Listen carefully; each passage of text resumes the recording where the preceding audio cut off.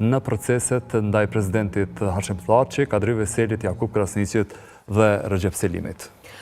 Në këtë proces gjyqësor, i cili tashmë po ju afrohet fundit dhe me qenë se ka mbetur vetëm pak javë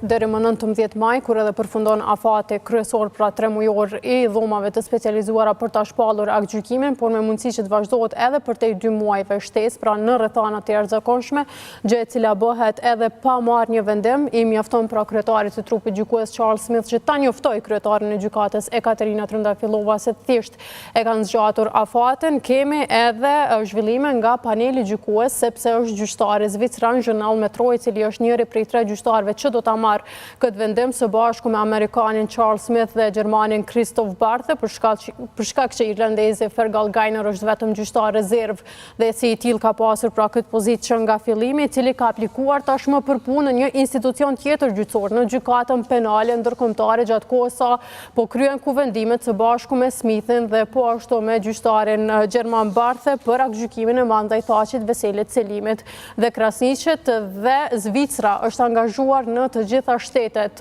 anëtare të Asamblesë së Shteteve, pra pjesëmarrëse të gjykatës penale ndërkombëtare, cila përbëhet prej 125 shteteve anëtare, pikërisht shumë afër pra dhomave të specializuara të Kosovës, për t'i treguar shteteve të cilat votojnë, për shkak që i duan 2/3 e votave nga këto 125 shtete anëtare për t'u bërë gjyqtari ICC-s, pra gjykatës penale ndërkombëtare, për t'u treguar se Zhënall Metro ka një përvojë të gjatë ligjore në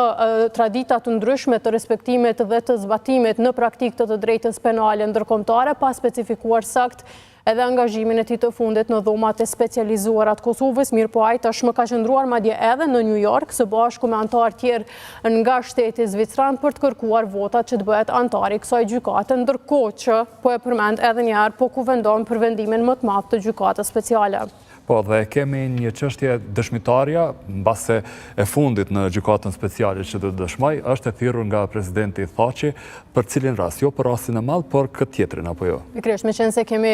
dëgjuar gjithë dëshmitarët edhe të prokurorisë, edhe të mbrojtësit të viktimave, edhe të mbrojtjes, pra në rastin e madh që kanë qenë të fundit, e kemi edhe një grua e cila pritet që të jetë dëshmitarja fare e fundit që del në gjykatorën e gjykatës speciale nga data 11 deri më 15 maj, për shkak që seancat të planifikuara prej 7 deri më 24 prill dhe pasaj ajo e 28 prillit janë anuluar, duke qenë se Hashim Thaçi ka shpresuar se dëshmia e kësaj dëshmitare e eksperte, e cila do të provojë të kundërtën e ekspertëve të thirrur nga zyra e prokurorit të specializuar sa i përket përgjimeve fonetikës dhe gjithçka tjetër që është folur në qendrën e paraburgimit për të rrëzuar ato pretendime, nuk është pranuar vetëm me shkrem, andaj gjyqtari i vetëm Christopher Gosnell ka urdhëruar dëgjimin e kësaj dëshmitare, jo me videolidhje, sikurse ka qenë kërkesa e dytë opsionale e mbrojtjes së